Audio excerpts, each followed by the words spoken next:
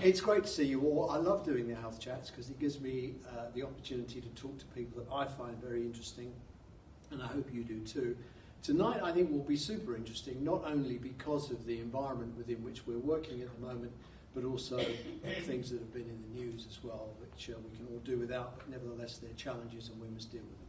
So tonight it's about the third sector, it's about the charity sector, predominantly it's about the Red Cross, and who better to tell us all about that than the Chief Executive of the British Red Cross, my guest, Michael Adamson.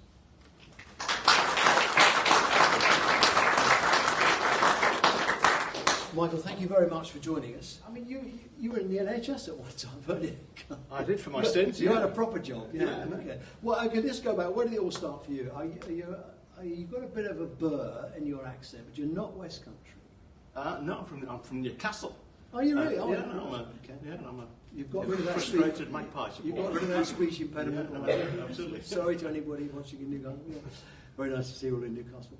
Yeah. So what happened? Would you go to uni? What happened? What was home like? Brothers, sisters? Yeah, no. Very nice family. Got a younger brother. My mother was a GP and did family planning clinics and worked in the University Health Service in Newcastle, in fact. And yeah, I studied economics at Sheffield University, and then I did a master's at Oxford in economics. Masters in economics? Blimey.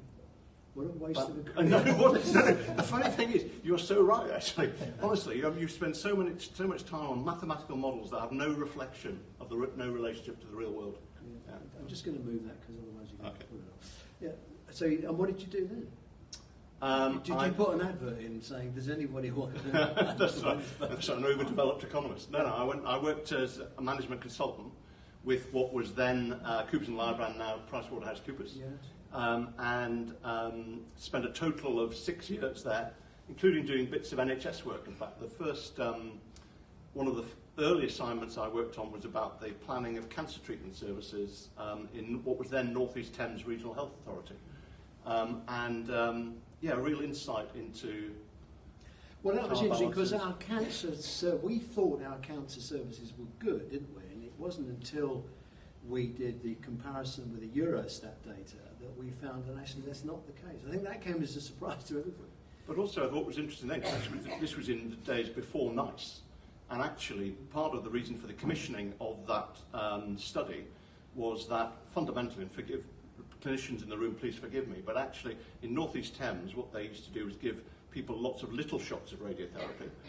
But in other parts of the country, you get a few big shots of radiotherapy, and one was a lot cheaper than the other, to be frank, and they needed to rationalise services. But what was shocking at the time was the lack of, to somebody new to this, the lack of consistency of practice or accepted good practice to guide healthcare for people with the same condition. Yeah, I remember when NICE came in, there was a huge row really about whether or not clinicians would be told what to do and they lose their clinical freedom, and there was a big row with GlaxoSmithKline over a Relenza, I think it was, wasn't it, which was a flu thing you stuffed up your router if you thought you were going to get flu in a fortnight. So it was a useless product. That, I think I'm assuming, I hope Glaxo aren't watching because they don't want to get sued. But I'm sure it's a jolly fine product if used appropriately, and other cures are available. So you rationalising of the cancer stuff, that was before the cancer czar. The cancer czar came a bit later on. I think so, yeah. All of that. Mike Richards came later. Yes, yeah. Much later. No, much later. This is the. I know I look very young, but this is the second half of the 80s. Yes. The great thing about that part of my career in management consultancy was the range of things I could work on. At that time, you could move from, airport planning to health, to go and look at the economics of a water project in southern Africa, to, there's a whole range of stuff that you could actually go and look at and learn very, very quickly about how a whole range of sectors works, and that was incredibly exciting. I mean, I think management consultants get a bad rap, don't they? I mean, everybody kind of dismisses the big six and it's a fix, and they come in and they charge the earth and all the rest of it. Do you think we get value from consultants? Well, I'll tell you what I do think, actually. I think the key to getting value from a consultant is to be a good client. It's all about actually the client having some sense of what it is they're looking for. Too often, I've seen it even in our own organisation at times, is that you see it a lot though as a consultant, is people they just hire a consultant. They don't actually know what it is they're trying to look at, and therefore how to make best use of the advice and support they're actually getting. So sometimes you have failed consultancy assignments that are really to do with client failure, but actually going to get described as the consultant who's failed to deliver a solution or whatever it is. Well, I mean, I think that's probably true, really, in the Lansley reforms above all others. I mean, they had a cull of managers and then introduced this unbelievably complex, labyrinthine change to the platform of healthcare. And then we all wondered why the bill for the big six went through the roof, because there weren't the people around to do the job.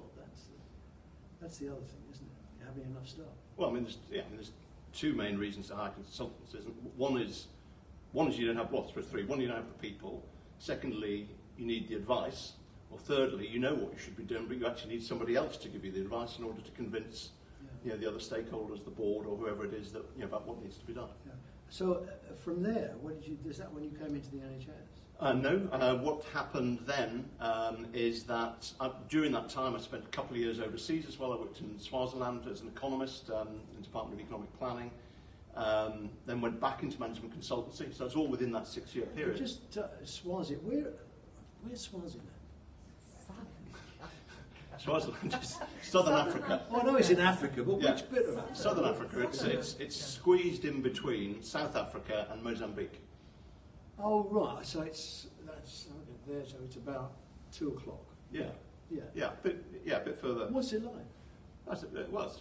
I had an absolute blast there. So I worked in the Department of Economic Planning, advising government on, again, infrastructure projects, that kind of thing, water projects, electricity, dams, that kind of thing, housing. How does a country like that survive? Because it doesn't have any industry. Does it export much? No, I mean those. Lesotho, Swaziland, and to some extent Botswana, although they've got diamonds, which kind of helps. Actually rely on migrant labour going into South Africa traditionally, working in the mines, and then remittances are a huge part of the income. Right. But then what they were also was, which is a fascinating time, because again it was pre the release of Mandela. Actually, they were also tax havens for businesses, northern businesses that wanted to do business in Southern Africa to supply the South African market, but would be able to invest. We had one of the biggest tax earners in Swaziland was actually the Coca-Cola factory, because it was so profitable, and then they bottled it and then flogged it into South Africa, which is because it's within the customs union. Like the Liechtenstein of Africa. How interesting. Yeah, it was an absolutely fascinating time. And there's a lot of poverty though, isn't there?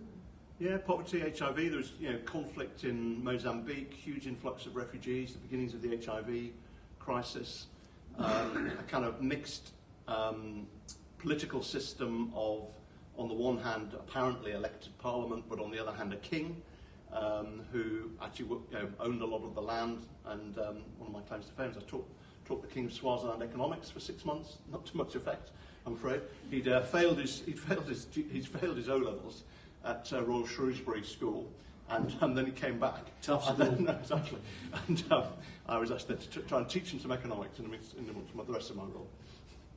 And it took 6 months to... Well, he then nationalised land and bought aircraft and got lots of wives, so always did work. Sounds good to me. It's been my life. Okay.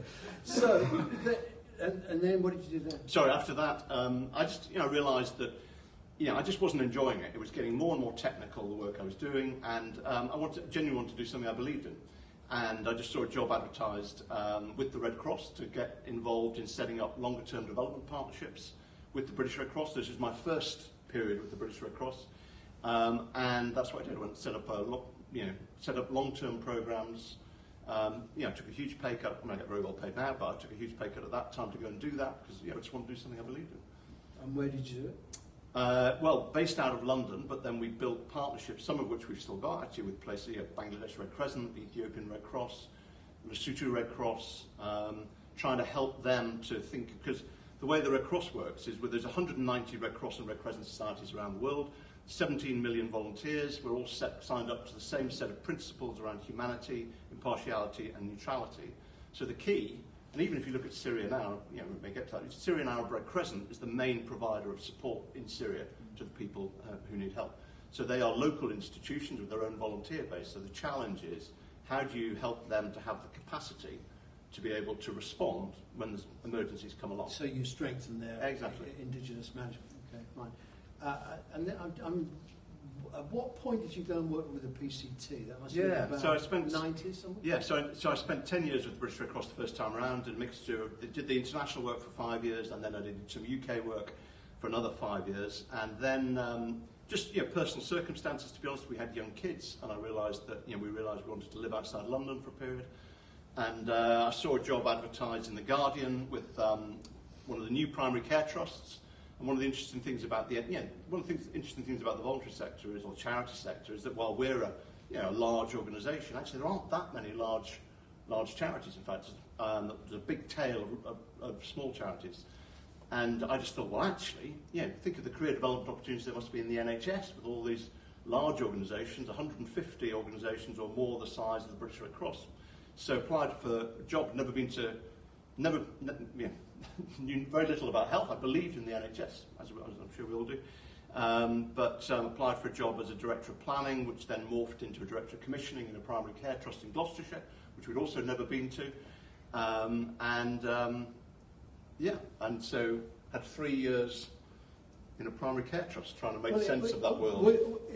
There weren't primary care trusts in the beginning, were there were groups. The primary care groups, weren't they? And then we realised they were all too dinky-do and too small.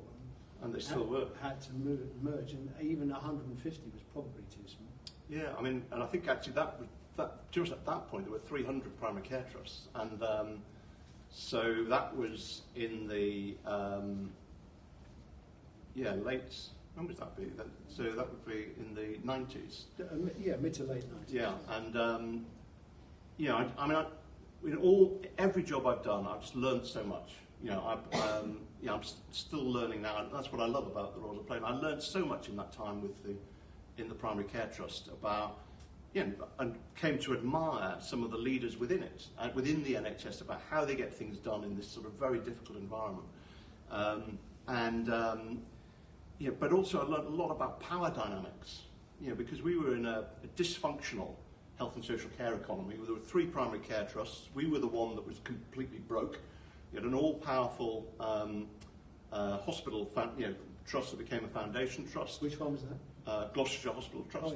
Oh, yes. We would be called down to the Strategic Health Authority for our ritual meeting every week to explain why we hadn't introduced car parking charges or something.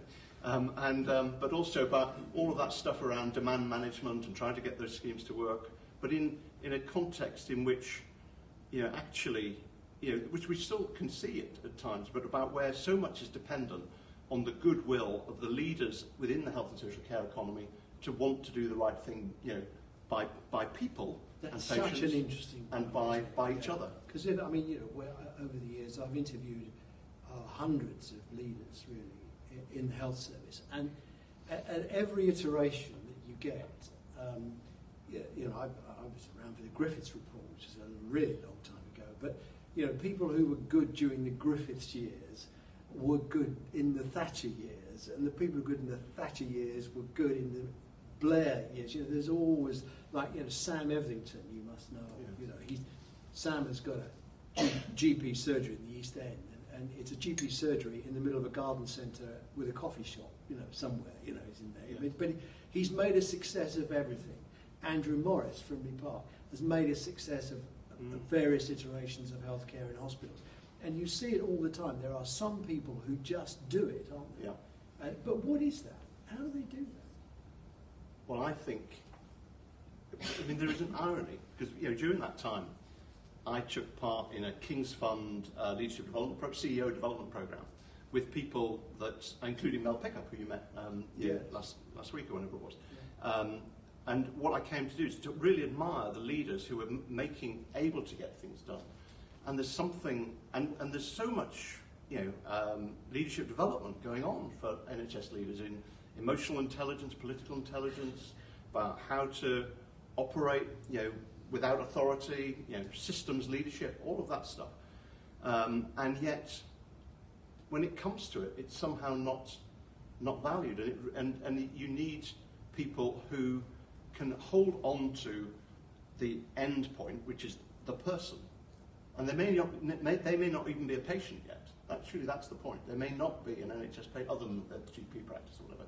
But that actually you hold on to the person that you're trying, whose life, who wants agency, the fashionable word of the moment, who wants to be able to choose how they live their life, and obviously if they get sick, that's a problem.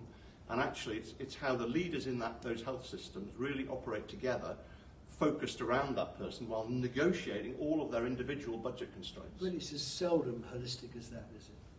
I mean, the systems, certainly PCGs offered this sort of new nirvana, didn't they, of, you know, local people commissioning local services from local blah blah, you know, local. And then we had Lansley's no decision about me without me. The focus, we've always tried to do that. I mean, Florence Nightingale wrote about the importance of the person and agency, but somehow or other we get defeated. But is it the size, do you think, that just defeats us?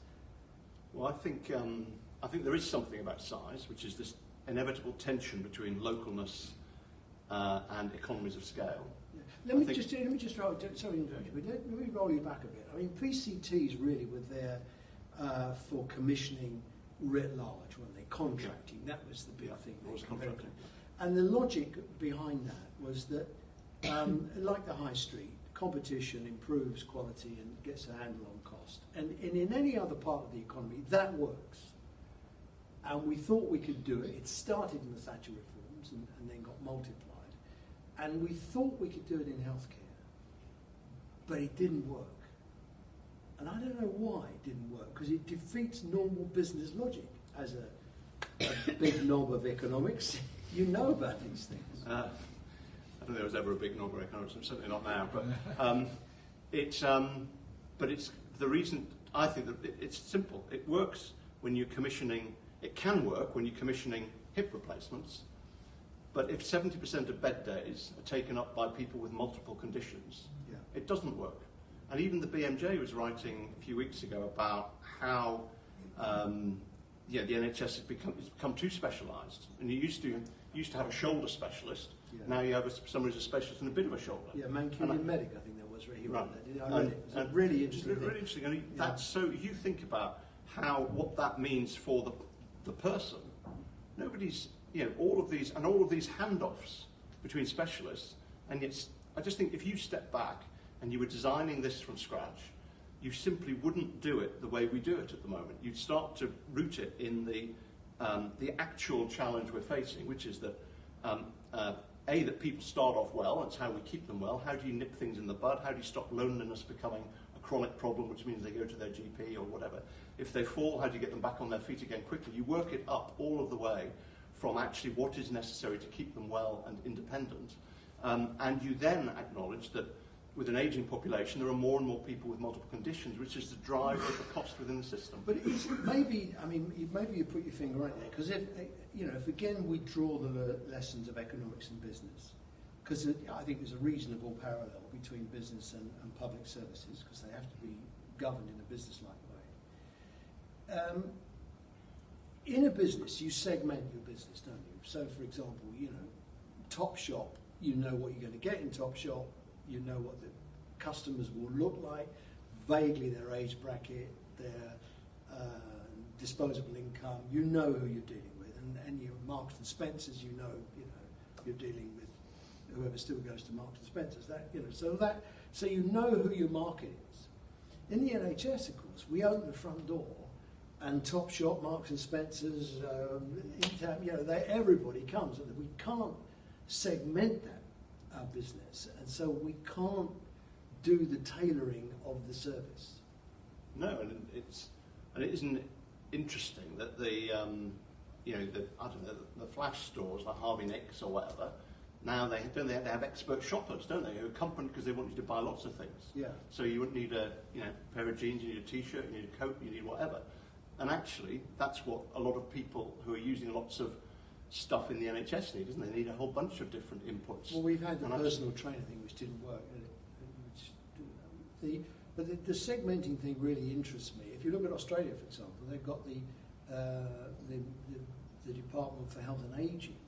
So they've carved out ageing and they offer completely different services. I mean, it is crazy to send an ambulance for a little old lady with a UTI, park her in A&E, the most confusing, mind-boggling place you can think of, and then put her in bed for a couple of days. Social services can't get her home, and then wonder why she can't walk. No, and she's losing 5% of muscle strength every day. Yeah, I mean, you and I can sit and talk about it. It's just we go back to PCT days.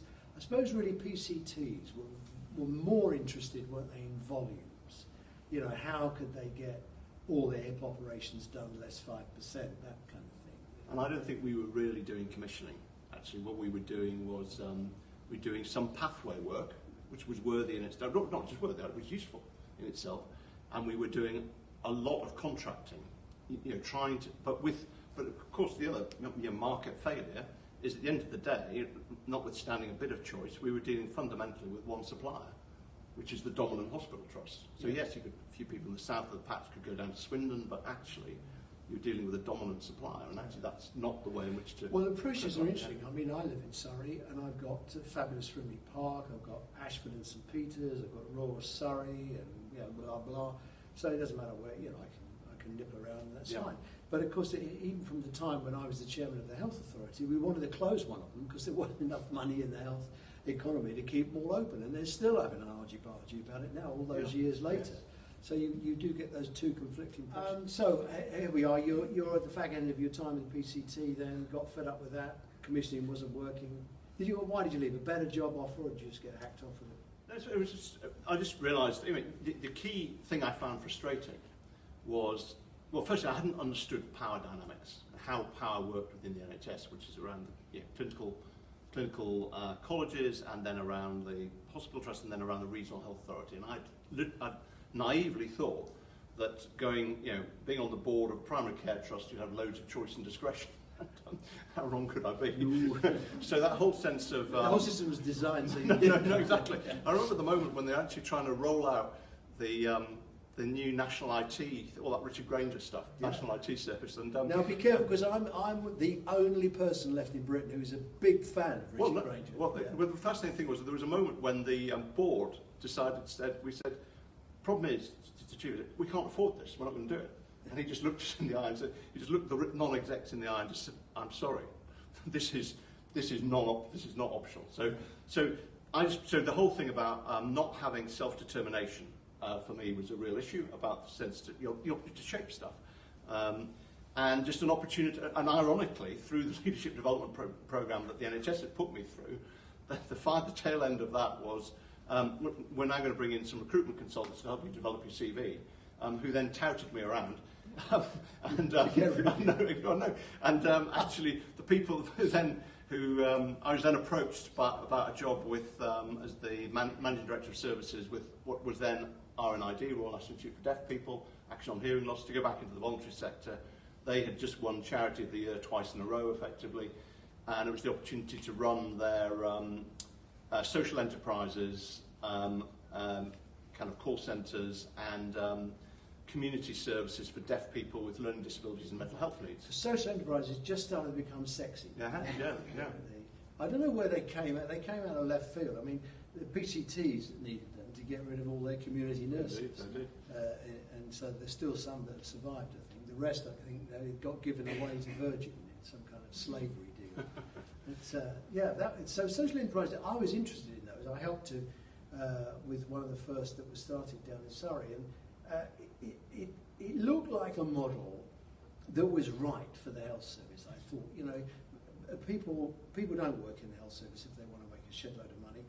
They won't tell you this, but they work fundamentally because they care a lot about what they do. Yeah, and to be able to care a lot about what you do and run the show, it seems to me like an idea made in heaven, but it never really caught on. Is it too much of a risk? But the people, well, I think it is.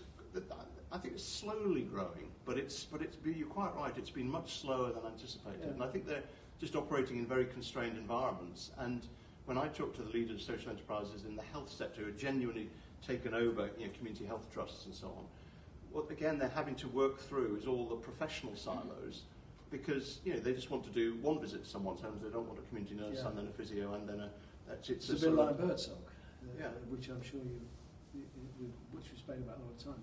Okay, so fine, you got fed up with that, and no, I didn't. I really enjoyed it. After 5 years of that, I learned massively about disability, about community services, and about running residential community, because we run residential community homes as well as running these social enterprises. And then I was asked to. I did that for 5 years, and then I was asked to apply to go back to the Red Cross as their managing director, overseeing the UK, the international, and the development of an advocacy programme. And to be honest, I'm still a believer. Why does the Red Cross need advocacy? Because if we're going to, at the end of the day, the footprint that we have is simply not enough to change the world. And what we need to do is to maximise. Bono's going to do that. No. But what we want to do is to take the learning that in-out report is actually start to generate insights into what we do in the areas that we're focusing on, go-to areas, generate insight that then influences others and build momentum. Quite a lot of people, this audience is very knowledgeable, but a lot of people watching won't realise the depth of services that you provide. And if you go back in the history, you used to run the ambulance service in Scotland, I think, at one stage. Yeah, no, we've done. Our role alongside health services goes right way back to the First World War, and the role we played in the First World War with some of the community hospitals that were set up for returning servicemen, and then after the Second World War again, very naturally working alongside the NHS. Tell you what interests me, as well as having the first motorised ambulances in the First World War, which I thought was a bit of a hoot, it's not bad enough with all the mud with the horses. I can't imagine driving an ambulance all the mud. But where does the international consent come from to your neutrality? Well, that's fascinating. So neutrality is our three key operating principles are humanity, which is about helping people; impartiality, which is we'll help you, drawn from the battlefield, irrespective of your nationality, religion, ethnicity, gender, all of that stuff, as you'd expect. And then the neutrality piece is saying that we will not campaign you may challenge me on this, in controversial ways on political issues. And the key about that is about jeopardising access. So the Red Cross around the world is able to visit people in prisons, political prisoners, all of the time in order to influence the authorities to improve the conditions in those prisons. And after each visit, we write a report that says, this is good, but this is not good, etc. Human Rights Watch or Amnesty, again, playing their part in the ecosystem, would actually, they can get the story out of the prison and then publicise it. Of course, they'll never be allowed back. The key for us is about the way in which we operate that preserves the right of access. So in Syria, the key is to be able to cross the front line. If we criticise, the Assad regime, then we won't be allowed to cross the front line that enables us to support people on both sides of the. Well, sadly, there's many sides to that conflict, on all sides of that conflict. So just focus on the people. So a lot of it, if I may say, is and what we've learnt about over the last 3 or 4 years, because we've spent a lot of time thinking about what is advocacy and how do we do it in a way that doesn't jeopardise that neutrality. And it's a lot about bearing witness. So what do we see? What do we see? It's not controversial to describe, the situation facing refugees who are destitute living on the streets in this country. That's just bearing witness. And where we can see how policy could change that would make would reduce their vulnerability, reduce their chance of actually connecting with the system, accessing a GP, getting a lawyer, and all of that stuff, and telling the story about how government policy does or doesn't cause that. That is, and the same with the in-out report. What we're describing there is not controversial. I want to come on to the report. It's an excellent report, but I am interested in this niche that you somehow got, because most charities campaign, don't they? Yeah. They are campaigning, and they either gain or lose traction because they are campaigners. Yeah. And when you look at that, I wrote a piece the other day about the charity sector, and I rather felt that the charity sector was too congested by, and this you have to express this very clearly, because I'm not being critical of the charities, but they are often started out of bereavement or grief for the best of intentions. And I mean, I was involved a little bit in some bowel cancer charities where we got them all together and said, look, you would be so much more powerful if you had one vision, or at least had one annual report, or tried to focus in some way on its own. And it just seems to me that we depend a lot on the third sector, but the big names are there, aren't there? Whereas Macmillan, which is a business, you've got the Terence Higgins Trust, business, Red Cross, business. It's run like a business, and the minor charities. I wonder if they don't just dilute themselves because there are so many of them. Well, I've said before, so yes, I think there are too many charities. If you do a search, so when I was in the deafness field, you do a search on the Charity Commission registers, 400 or 500 charities with the word deafness in their title. If you had half that number, you'd still have loads of choice and diversity, but you'd have half the number of CEOs, half the number of payroll officers. Well, you'd have a greater chance of actually building capacity. And of course, but the danger is that we've not explained well, and we're not being helped by our regulator either in terms of the outgoing chair of the Charity Commission, is that there's a narrative builds up in some of the right-wing press, right-wing MPs around small charities good, large charities bad. But we didn't start out big. The Red Cross was tiny to start. It was just an idea. It was an acorn that grew, and actually because it's a combination of two organisations, wasn't it? No, it's a really simple, powerful idea. That's our founder saw the carnage on the Battle of Solferino in northern Italy and said, wouldn't it be great if in every country in the world there were volunteers who were ready to be neutral and impartial, zealous and thoroughly qualified volunteers, mind you, qualified, who were ready to provide help to whoever needed it. And that was an idea that went viral, before we ever had the internet and email and Instagram and all that malarkey. It led to the advocacy for the Geneva Conventions to create the rules of war. And actually, we didn't. My point is, we grew large because it was a simple, powerful idea that remained relevant to our times. And the challenge with the small charities is not only the risk of duplication, but it's also, more importantly, actually about the risk to the pathway. So, when I think about the pathway for refugees, if they have to get support from a whole bunch of different local organisations in order to piece together, some kind of life, that's not good for them. There are things that diaspora organisations, for example, can do that we'll never be able to do, and we want to. In fact, we work with lots of small organisations, both in the refugee sector and in the health and social care sector. But the point is, it's small is not inherently good, and proliferation. 1,000 flowers blooming is not inherently good if it leads to fragmentation. We certainly do have that. To the bigger charities, they have to be run as a business. Well, I'm going to challenge you. I meant to say that. Well, let me clarify what I mean. I mean, you get the really big organisations with a big footprint who come in and they compete for contracts with the NHS, for example. Now, Treasury rules, I think, say you can't have a contract bigger than a third of your turnover. So, you've got to be pretty big to get something of any size. And it's at the point where I suppose what I'm saying is, there's a point where you kind of stop being a charity and start being a business. And Macmillan, I think, have been successful at that because they still have people running marathons and making jam and doing daft things to raise money. And without the Terence Higgins Trust, for example, we wouldn't have the triple therapy HIV protocols that we've got now. So they do make a big difference, but you have to kind of almost stop being what you started out as in order to engage with government.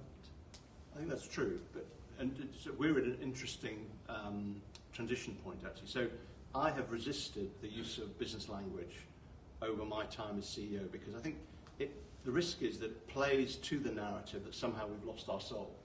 And as I said earlier, I'm as inspired by that original vision of our founder Henri Dunant, now as I was when I first ever joined, my first stint with the Red Cross, and most of the people I meet within the Red Cross are. That's what inspires them.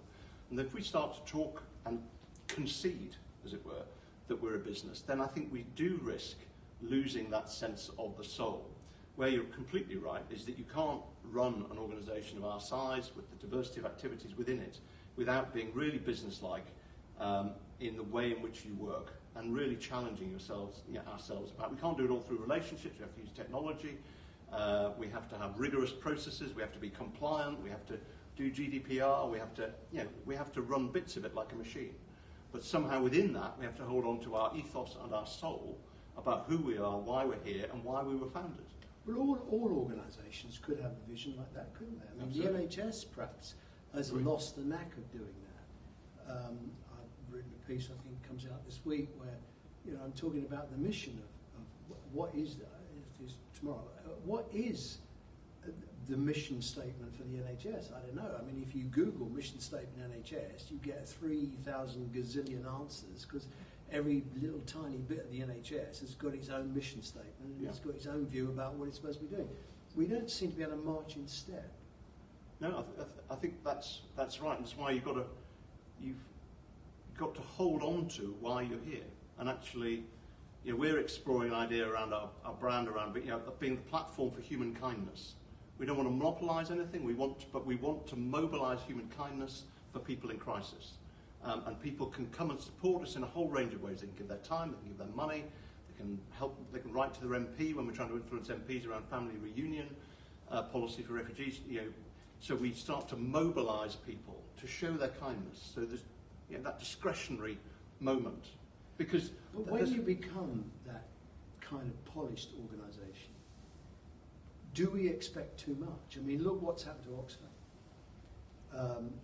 So there we've got 5-7 years ago, a country ripped apart, no proper rule of law, no proper infrastructure. Some people behaved badly, no policing at the time, probably not very much managerial connectivity with what was going on because of the nature of the infrastructure. And here is the organisation today going through hell and back because of the behaviour of probably less than a dozen people. Now, the other side of the argument is bad behaviour is always bad behaviour, and we're not going to put up with it, we're going to stamp it out. But you must worry about that, because you've got a sprawling organisation and you span some very difficult places. No, you're absolutely right. We work, so essentially half our charitable spend is in the UK and half of it is in our international work. And we're working across 30 countries in some very difficult places. And so... Are we going to have a story about the Red Cross? I hope not, but I don't know. The interesting thing about the Oxfam stories, I think, by the way, you've diagnosed it exactly. But the interesting thing about Oxfam were very open early about the number of safeguarding cases they had. And I think, I've got the exact figure, it was over 80. But a couple of interesting things about that. I think, firstly, 2/3 of those cases were in the shops. Only 1/3 were overseas, so this is close to home in terms of the day-to-day volunteering activity where things are happening, so that none of us can afford to be complacent about it. And of course, the other risk is that actually their safeguarding stand, as indeed one of the American universities has commented, certainly that their processes around, for example, identifying sexual harassment were amongst the best in the sector. And therefore, of course, their figures look particularly damaging. But maybe it's just because they're better. And so you've got this huge irony of the current situation. Yeah. And how do you,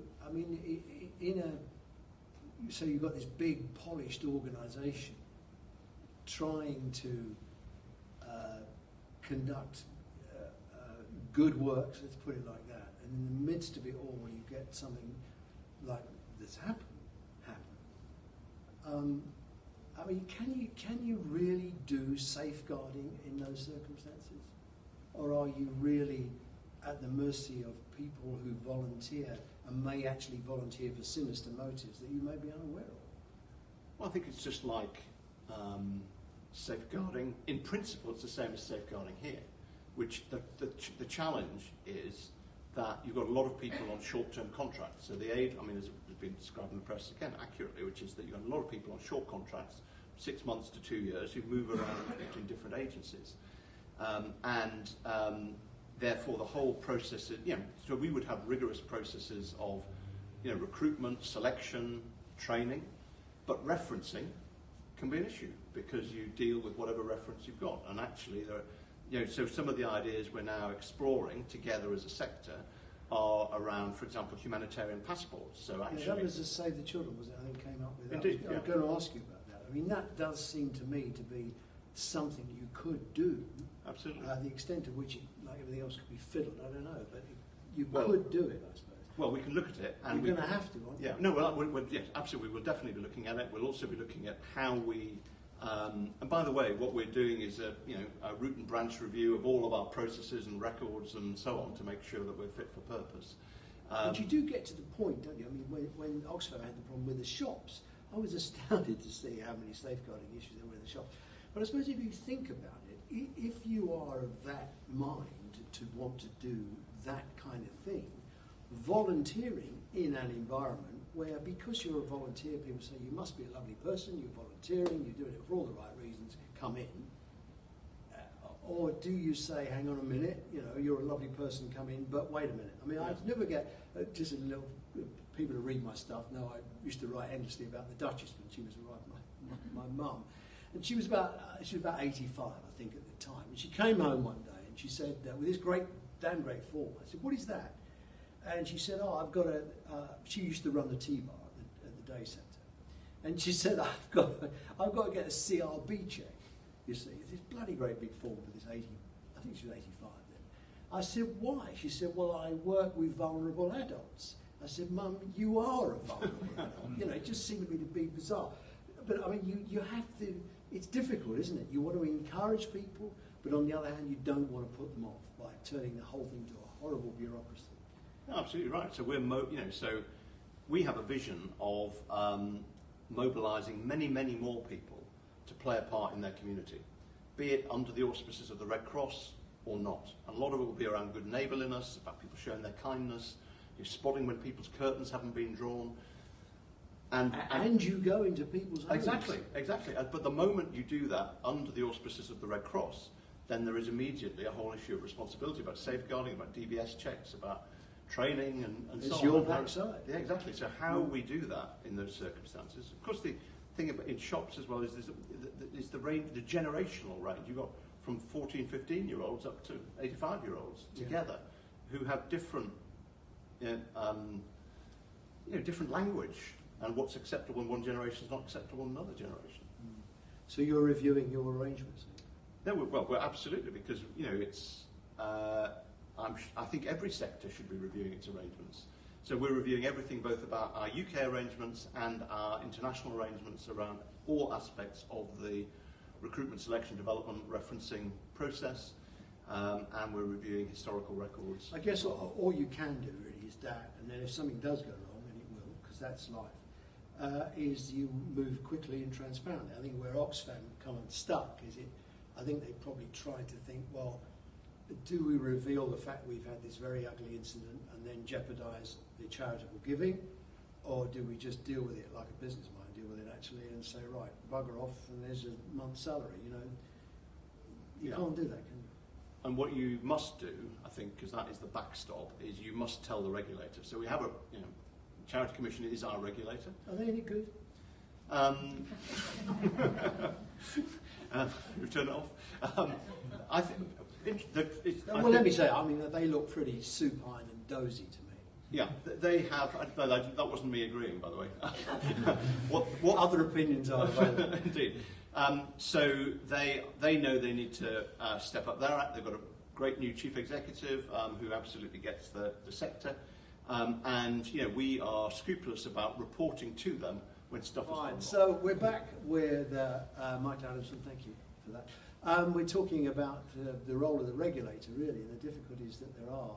What my views are on regulation, and inspection doesn't work. It's a complete waste of money. If organisations are run properly, you don't need regulators. You know, do you need a regulator, really? Let me tell you about an incredibly positive role the Charity Commission has just played. So we were incredibly active in the response to the tragedies of the terror attacks in Grenfell Tower fire last year. And we did huge amounts where we mobilised as part of local resilience plans. We'll come on to what you do. And as what the charity, but there was loads and loads of agencies and organisations coming in to take action, and government itself was let's face it, stretched.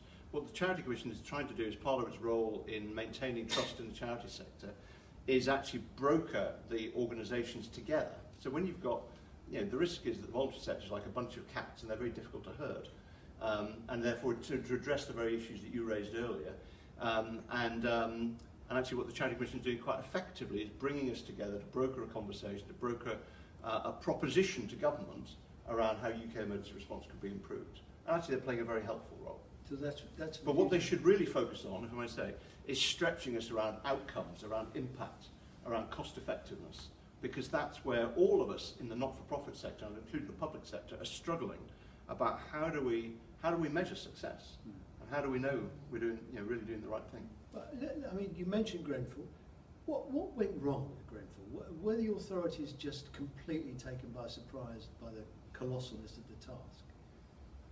I mean, it looked to me that if I'd have been the Secretary of State for something or other, I'd have put the army in. They can do kitchens, they can do tents, they can do, beds in community halls. At least buy yourself some time until you can think, okay, what the hell is it we are going to do? Because you can't rehouse 300 odd families, can you? No, overnight. But the army is not much use for that either. And the question is about, self-evidently, the local authority was probably too small to be able to respond to the scale of emergency that they were facing.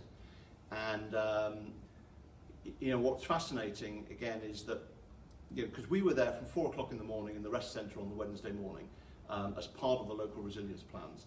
The local organisations who had never done an emergency response in their life, had opened up their doors at 2 o'clock in the morning to sort of welcoming people, obviously in real distress, coming out of the tower.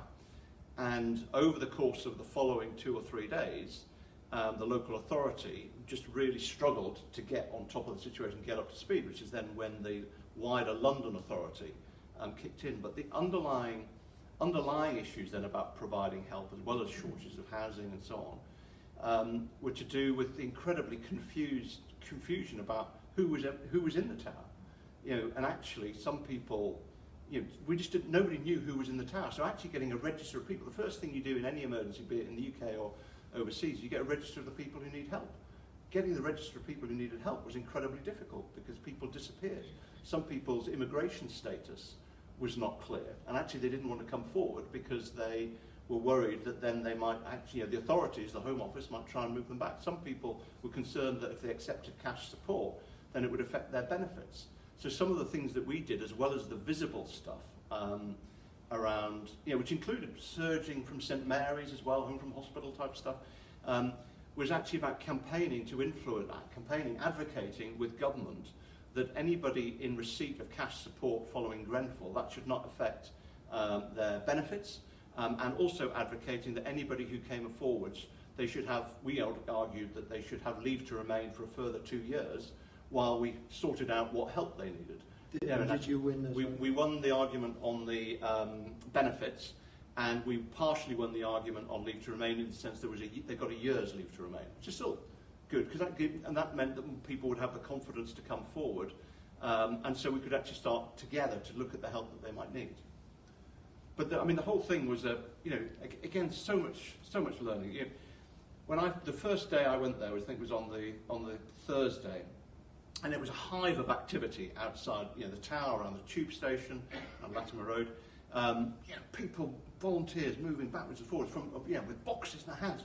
I just didn't know what was going on. Lots of people with microphones talking very loudly. But actually what those people were doing, all of that voluntary effort, and there was it really showed the kindness of people. It really did. But what they would do is collecting lots and lots of second-hand clothes. And some of it was people's old boxers that they hadn't washed. And actually what we ended up with was literally 3 football pitches worth of second-hand clothing and toys and everything else in a post office warehouse in Greenford that was just a mess, that needed sorting. And most of the stuff nobody would want, because what we do internationally now, we put cash in people's hands.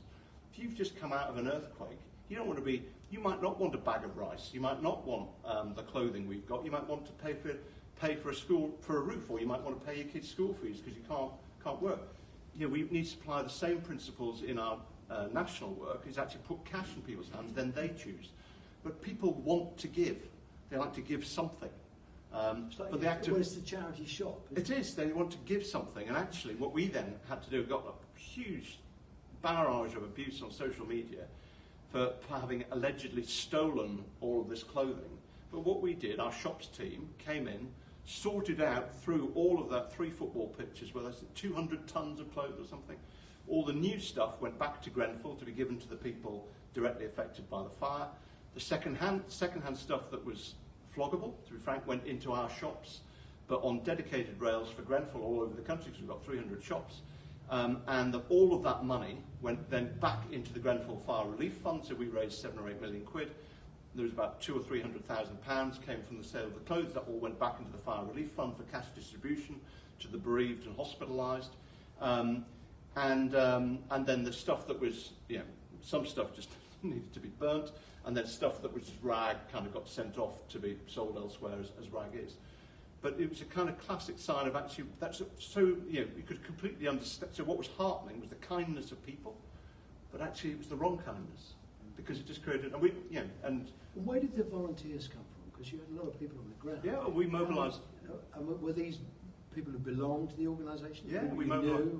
Both actually, but we mobilised about 600 volunteers over the course of the 6 weeks we were there. We were there 24/7 for the first 3 or 4 weeks with 40 people on a shift at a time.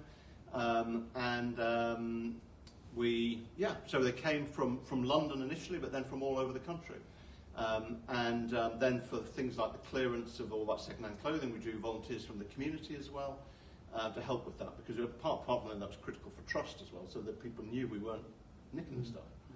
And of course, none of that really percolated into the mainstream media, did it? Nowhere near as much as we tried to tell our story. I mean, we've got a fabulous press team. Not just saying that because they're here, but actually we have. We got a lot of the story out, but it was a massively, it was a febrile atmosphere. So I think it's a book to be written, isn't there? The Red Cross story of Grenfell. Yeah, it's worth doing. Do you rehearse these major incidents? I know you do. So I was involved in something, but yeah. No, we do. Yeah. And what I would say as well, Roy, is it's really important. And I've blogged about this and written about it because we're really proud of what we did, but we know we learned so much as well about our relationship with the authorities. The whole principle of the way in which we work is we're in the local resilience plan. We get called out. We do our thing. The problem is if the authorities are not doing their thing properly, then actually the risk is that we are not thinking creatively enough about how need is changing and what the dynamics of the community are. So we learned a lot about how we engage with a community in distress. And in some ways, I mean, the Grenfell situation, even though it was big, but it was much smaller than some of the international emergencies that we respond to. But it had far more in common with an international emergency than it did with the UK context we would expect to find. The terror attacks, by contrast, we responded in all the London attacks and Manchester. The processes and procedures, the resilience plans worked pretty well. Everyone surged, people got the help, but they didn't have the community dynamic that Grenfell had, because actually the people who were affected in the terror attacks, the people in the Ariana Grande concert had come from all over the country. If you think about the London Bridge attack, I think 6 of the 7 people who died actually were from overseas. They didn't have the community dimension that Grenfell had, this intense community, which all the volumes and all the volumes.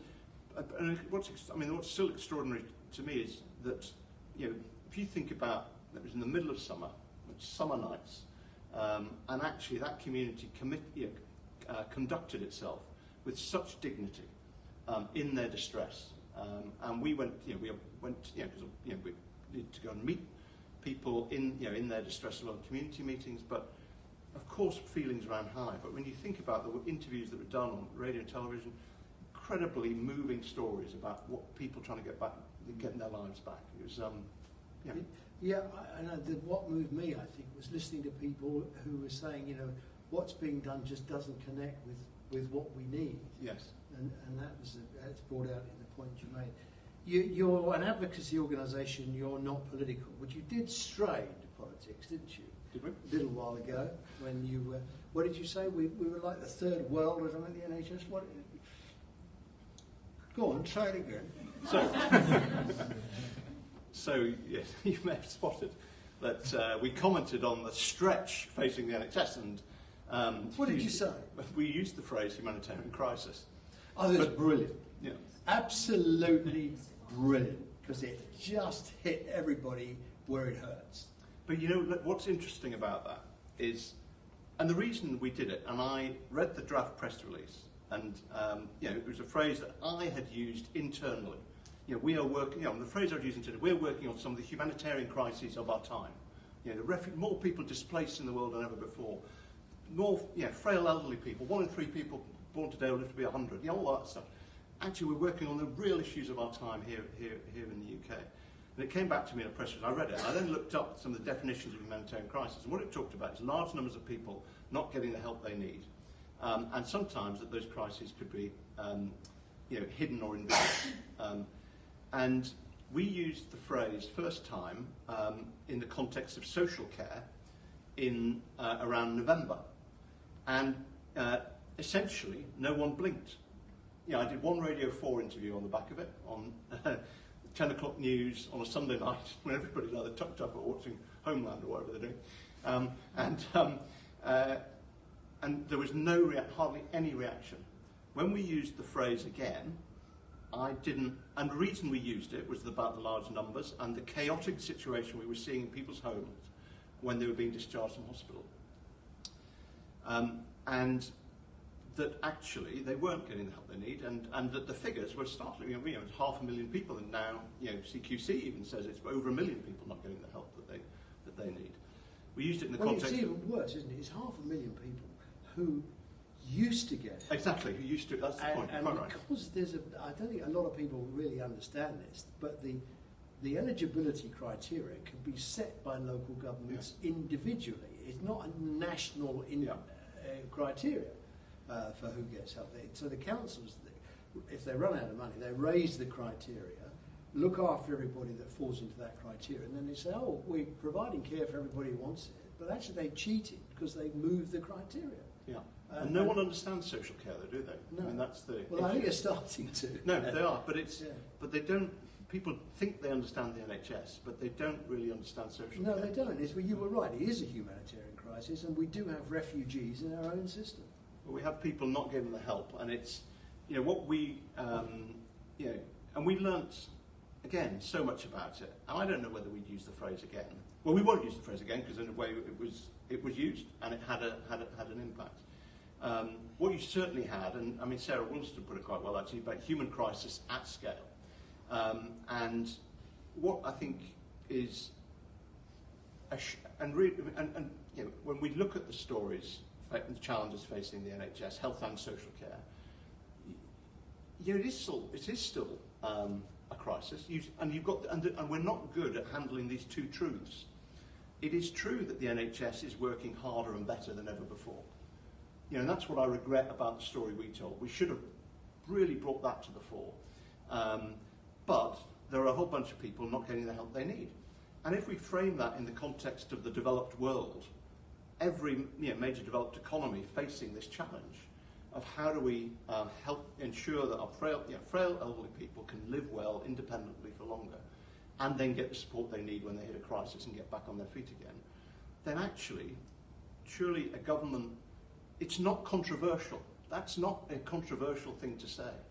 You don't even have to be that brave to say it, even in government. But we've got this into this place where I remember watching the opening ceremony of the Olympics when Danny Boyle did his thing on the NHS, and I have to say my heart sank because the NHS shouldn't be. It's not helpful that the NHS is a national religion, because it makes it impossible for it to evolve and change. Or makes it more difficult. Not impossible, it does evolve and change, but it makes it more difficult. And we've got to be able to challenge or explore what a new way of working might be that's ready for the What is, I mean, 21st everybody century. says to me the NHS needs to change, and I would say, well, okay, fine, how? What would you do? Well, I think you wouldn't, you've got the same people. So the NHS was designed at a time, the post-war period, when, I don't know what the life expectancy was at that point. I was 72, I think. And what is it now? Mid-80s? 172. Yeah, I hope. exactly. Yeah. I hope. You know, with people with multiple conditions. And I think I'm not sure what I would do is, and it's not just kicking it into the long grass to say we should actually properly look at this. We've done it. Dilnot did it. I don't know that he did, because what he didn't do, he did look at how do we fund long-term care, and I think that was valuable. But that's all that matters, isn't it? If you can't do anything without the money. Well, I don't think local government has had its budgets cut by 40%. Yes. Right? How are you going to reinstate that? The NHS by 2020 will probably be 50 billion up the swatty. How are you going to? You can only put more money into it. I mean, look, But aren't we looking at it through an institutional lens then, rather than a people lens? Well, maybe, but let's think about that. I mean, we've got the most admired healthcare system in the world. Why? Not because of our outcomes, because they aren't universally good. Some of them are, but not universally. No country's got a monopoly on the best outcomes. Why our system works is it's tax funded, so it's taken, harvested rich or poor. If you're rich, you pay a bit more, poor you don't. It's tax funded, free at the point of need, rich or poor, run over by a bus, you still get sorted out. So drug addict or granny, rich or poor, we pick you up, scoop you up, get you back up on your feet again, and you've paid for it through your taxes. If you want to have co-payments, you have your co-payments from your right-hand pocket, taxes from your left-hand pocket, it's still your trousers. So what of that do you want to change? The problem is that it's not nipping things in the bud. So No, that's spending money differently. That's spending money differently. If you're saying we should be spending more money on public health, absolutely. well, I agree with that. And Shirley sat there and we had the same debate. She gave me a right telling off. But nevertheless, the public health thing, maybe public health has got nothing to do with health. Maybe health is about education, and maybe we've still stuck in the era of where we think public health is clean water, adult literacy and childhood immunisation. It's different, it's not that anymore. Yeah, and it's starting to organise a system around doing the simple things that enable people to live independently for as long as possible. Are we talking about elderly people now? Primarily. The frail, comorbidities. Primarily, Yeah. I think, because that's where the bulk of the resources are going, Yeah. isn't it? And that's where people are losing their ability to live independently, Yeah. and ending up in beds and so on. So you've got to do that with support in the home before it gets. You have, and to you've the then drop. got to have a system. So we're part Which of is what you in your report. Yeah. Okay, well, tell us about the report, because I think if you haven't read the report, you really should. It's got some. I mean, to be honest, and I'm not trying to be a smart-ass about it. I mean, there's no rocket science in the report, but it is really good common sense.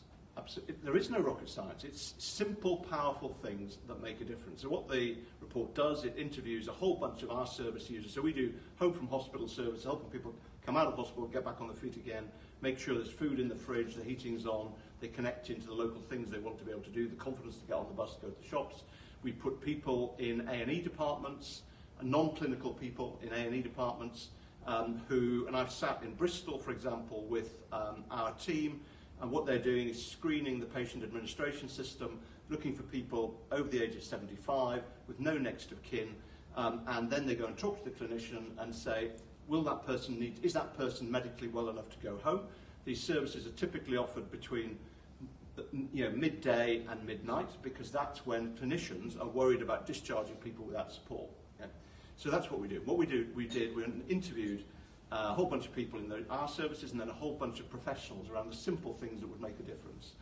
and looking at, particularly readmissions, and the rate of the percent rate of increase in readmissions is twice the rate of increase in admissions. And what we then start to do is what are the simple things that could be done to actually prevent that happening, because it's all about what the situation is at home that they're being discharged to.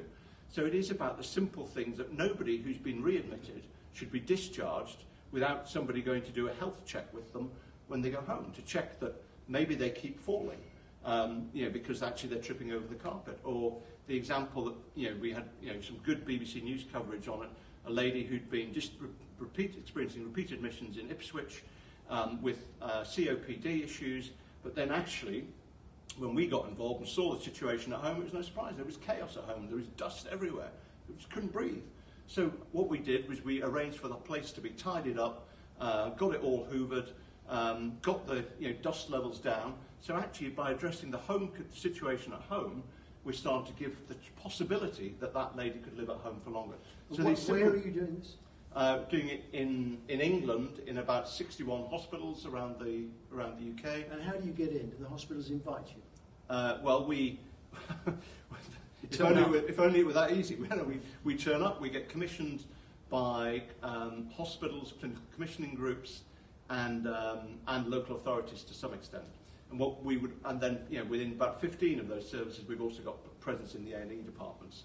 And again, it's non-clinical. That's the thing I wrote to Simon Stevens about after he produced the last version of the 5-year forward view, which in the circumstances I think was pretty good. But what it didn't talk about was the role that non-clinical personnel could play in helping keep people well for longer, and then supporting them when they come out. And I just think that the part of the problem. So again, the Richmond group, this group of health charities, produced a report called "Do the Right Thing." There's a remarkable quote in it, and what's remarkable, you had a piece in one of your blogs last week. The weird thing is that we now see this as weird. I think it was about the suffragettes, or they didn't think, or whichever way around the weirdness was. So the phrase I use was "weird always wins in the end." Yeah, because what we think is weird now, we won't at some time in the future. Exactly. Weird wins. No, exactly, and it's just what the remarkable thing about this phrase is that it's remarkable. So a very eminent, I'm not going to say who, chief exec of a hospital trust commented in this report that the reason he was so grateful about the Alzheimer's Society, the work that they'd done in the hospital, is that it had made him aware of the role of the hospital trust in understanding the situation at home and in the community as part of their overall responsibility for well-being. And what's remarkable to me is that that's even worth remarking on. It's just extraordinary. And so I'm on the prevention board for the 5-year forward view, and there's a good paper actually that came. Prevent another 5-year forward. No, exactly. So a good paper came about the role of the provider community, the hospital trusts, in around community health and understanding the health of patients at home. That's very welcome. The problem was that the paper was written entirely by hospital trusts, not by involving people who are involved at local level, be it local authority or the hospital. The trouble is the hospital trusts have got money, they've got the resource. I mean, they're all skint and all the rest of it. But I mean, fundamentally, they're the biggest players in the local healthcare environment, local economy. And if anything's going to change, they're going to move it and shake it, aren't they? Which is why I'm quite keen on the prospect of having. Well, they're not called accountable care organisations anymore because you end up in court apparently. But whatever it is they're called. District health authorities. I used to run one, So we're going to have district health authorities again, and I think that moves us back. I mean, district health authorities are a disaster. I ran one; it was a disaster, but because it was before Microsoft, Excel spreadsheets, and before mobile phones. There was life before that, and we tried to run things on graph paper, and of course we never knew where the money was or any of it. But now, these days, you've got a much better grip on the management. You can do this stuff. And what do you think of now they've changed the sign over the door, the Department of Health and something. I know social service, social care, I don't know, I call it DH+, because I can't figure out what it is. What are they, do you think, it's all gone very quiet, isn't it? There is an advisory group, are you on that? We're not on that advisory, we're on a number of other things. Do you know who is? I don't actually It's know. easier to find out who the Grand Master of the Freemasons is. I don't know what's going on. But there's some work being done on this. Do you know what it is? I don't. Do you got any idea what it should be? Well, It is. Because if you put these two organisations together, I mean, let's face it, I wrote a book years ago on mergers, and I said two turkeys don't make an equal. You know, the NHS is a turkey, social services have got no money, it's a turkey. You put the two together, you just get a bigger debt. And I'm not aware, I mean, and of course, yeah, the Director General for Social Care always sat in the Department of Health anyway. So, I mean, it's kind of, so what is it that's actually going to change, or what are they going to bring? Well, do we think that local elected councillors are going to say, yes, have our adult social care money, please take it away because it's a nightmare to run, you can have the blame? Or are they going to say, no, this is our people, I'm elected to look after my people, we're going to do it here? There's a row brewing, isn't it? And that's why it requires, I mean, I think it's not wrong to say that there needs to be, whether it's a commission or something, there needs to be someone to look at this properly, not just in a try and do it in the next few months, because this is a problem we've been living with for... Yeah, but look, we've got this, somebody's come up with a cross-party thing. Corbyn says he won't do it. I mean, John Ashworth, he sat in that chair, he was an entertaining guy, great guy, big brain on him, nice young man, but to not want to do the cross-party thing, I don't get it. I don't get it either. I just don't, I think I'm going to ring him up and tell him that we don't get it. Okay. No, I just think because it's the problem of our times in every developed economy. Yeah. And actually, how are we going to help people to live independently? I mean, the question is easy. The solution, given the institutional arrangements we're locked into at the moment, is not easy. Well, I tell you where it works. But we can do lots of simple things better. We know that's why we run the academy. It's all about absolutely. Mark Bricknell wrote a book about. It's a great book. If you're listening, Mark, it is a great book, and it's about international comparisons and all the rest of it.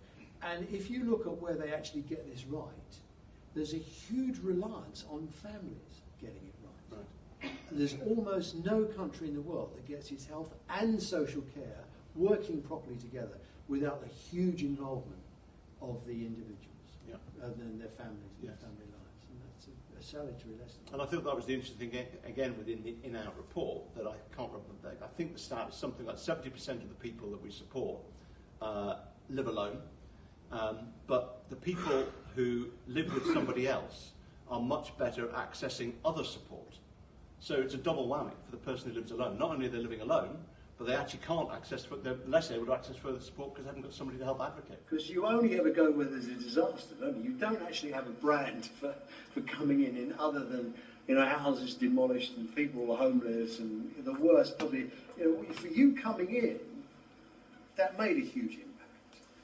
Yes, but that's a misunderstanding of what we do. Because we're there, your brand. You don't want to change your brand. No, but our role is about crisis, but we're there before, during and after. If you look at the work in Bangladesh, actually we're working, the Bangladesh Red Crescent is working with communities. The NHS isn't Bangladesh. No, but it's, indeed it's not. But that's why we've been working with the NHS for 80 years, or its predecessors, to actually help people get back on their feet again when there's a crisis, in partnership with the NHS. That's what we do. And formally, actually, the Red Cross is an auxiliary to government, in fact. We're actually formed by Royal Charter. And you can respond much better in an emergency if you're working alongside a partner already. So that's what we do. Okay, Terry, we've got some questions from Twitter. Well, just wanting to know, but I think maybe you've covered it, how to access the report and the content of the new report. Okay, you can access the report by going onto the Red Cross website, Google Red Cross, British Red Cross, and it's on the front page of the website. So download, it's free. Okay. The in-out report, if you search on that, then it will come up. In-out report, okay. So wake up, don't be dozy, use Google, for Christ's sake, grow up. Right, next question.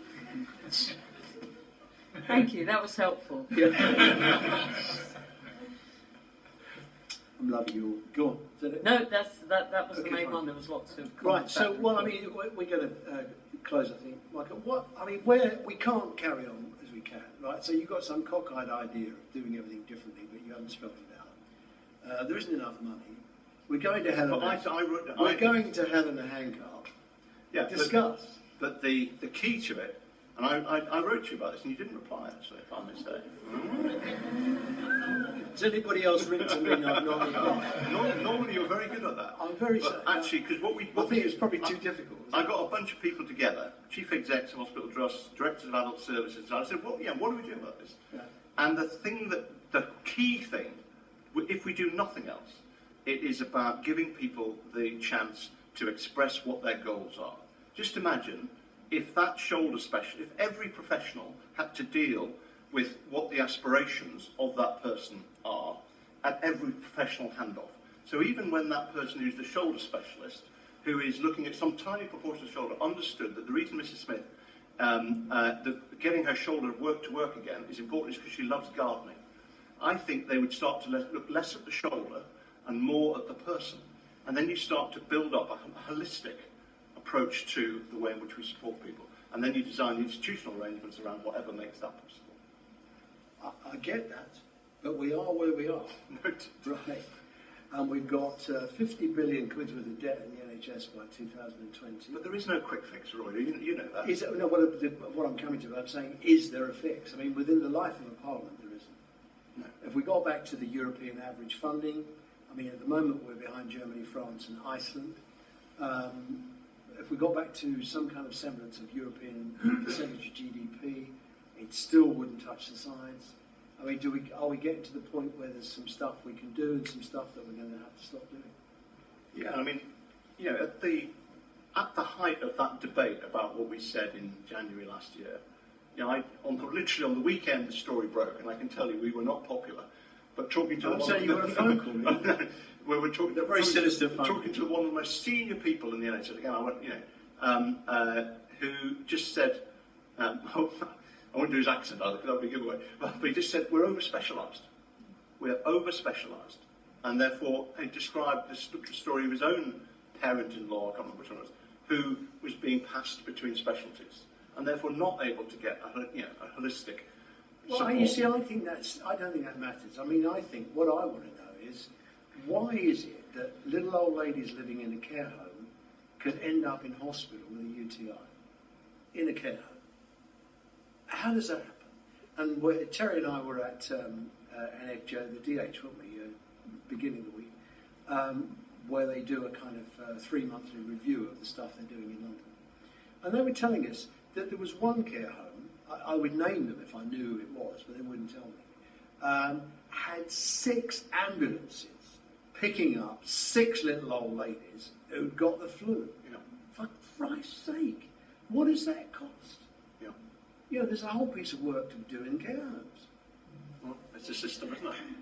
Well, it's the elderly frail, and as I said when I started, you look at Australia, they kind of carved that out, and these are different services run differently. So that maybe there's some solace there. But when people say they want to change the NHS, I don't think we do. I think we just want to fund the bloody thing properly, make it a bit more efficient. That would do for me. That would obviously help, but it wouldn't deal with the fact that you're all these frail elderly people who are being supported by social care, and they're the same people who are ending up taking up 70% of the resources in the hospitals. But it won't always be like that. Some of that doesn't need to happen. It won't always be like that, because I mean that's a generation who've been the post-war generation who've had poor diets, poor working conditions, and a lot of their problems have been brought on with the life they lead and how they led it, innocently enough. But now you've got the baby boomers coming through who are much fitter, they haven't smoked, they're on the net, on the web. There could be a whole fitter generation of older people coming through who will complain like hell if we don't get anything wrong, if we get things wrong. Well, but there'll still be people in the You're last not 3 going to 4 be years. frail elderly, are you? No, I hope not.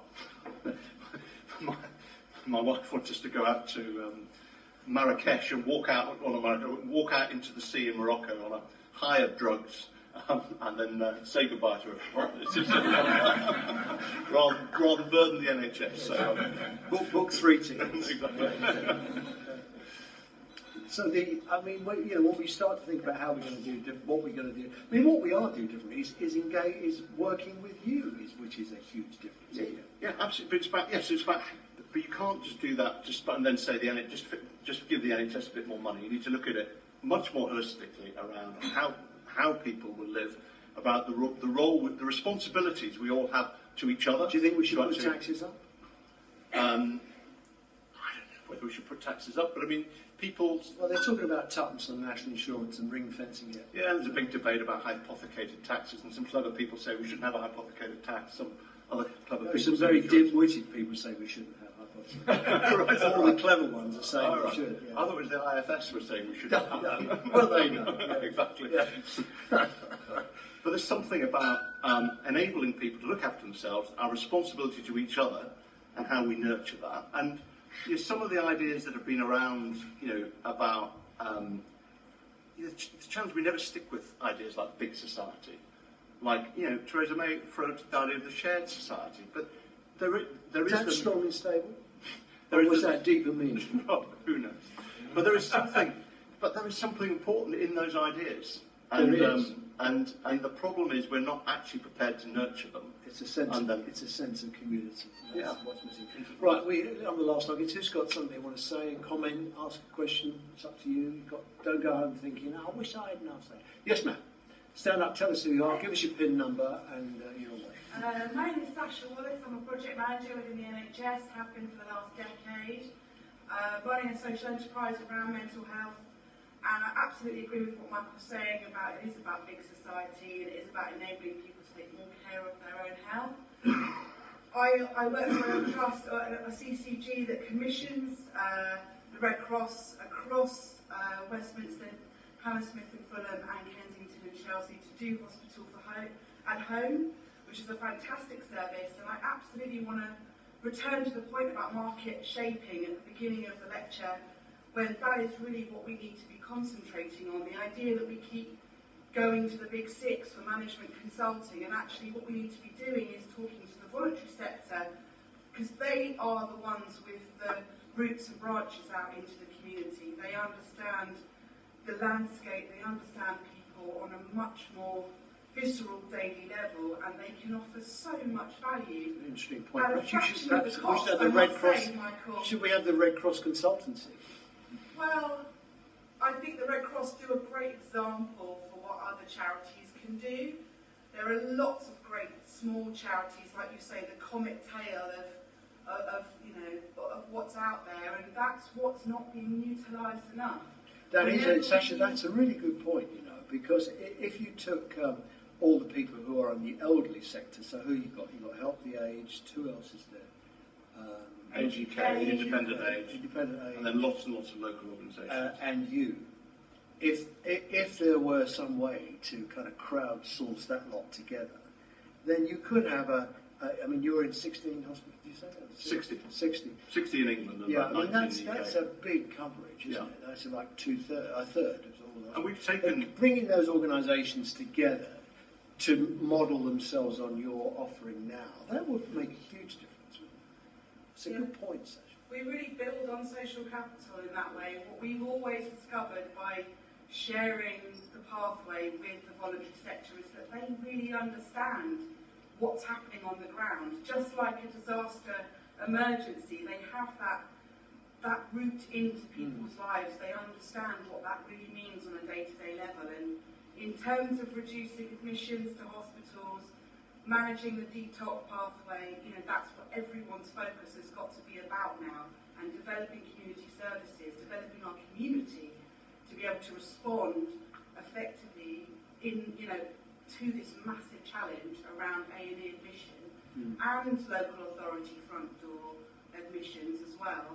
It is about connecting with the voluntary sector. We do that piecemeal, we don't do it enough. Just got an eye on the time. It's very valuable. Don't mean to be rude, but I've got an eye on the time. We're nearly finished. It is interesting, isn't it? As I said to you before, Christ sake, we've got the NHS. We don't need the Red Cross sorting themselves out. You're the food parcel people in Bangladesh. But actually, you're carving out an interesting additional niche where you can see how the third sector could be doing what they're doing within their capacity. Yeah, and the thing about that in our report, and I think the reason it's actually also a breakthrough for us in our own thinking is that it's framed around people and patient flow. We're about people, but we recognise that what matters to the NHS is patient flow. Yeah. And so we kind of land it. The challenge when I became a director of commissioning, I thought, I'm going to change all this. So I invited the voluntary sector in. And of course, I then had a room full of 60 organisations thinking, what the hell am I going to do with them all? So actually, we've got to make it easier to work with us as well. And we have done joint work with AGK and RVS and others around presenting joint propositions. I think we need to do more of that in order to make it easy to transact with us and build relationships with us. Needs perhaps a neutral platform. Look, we're right up against the buffers of time, unless anybody's got anything they want to say quickly. I think, yes ma'am, you're from Torture UK. It's called Freedom for Torture. We work with survivors of torture. I just very quickly wanted if you would, because I'm out of time. Yeah, pick up on the point of volunteers. So the majority of people in my team, which I lead, are volunteers, and we treat them the same as people who are paid from the point of view of the checks, the support, and that is really important. So I just wanted to... No, that's absolutely true. Exactly right. It's right, and it'll be increasingly right, I think, and thank you for that. Okay, well, have you enjoyed the evening? I don't know where the time's gone. I've overrun by 15 minutes. I've had a fantastically interesting evening talking to someone who is a fantastically interesting person. Can we say thank you very much?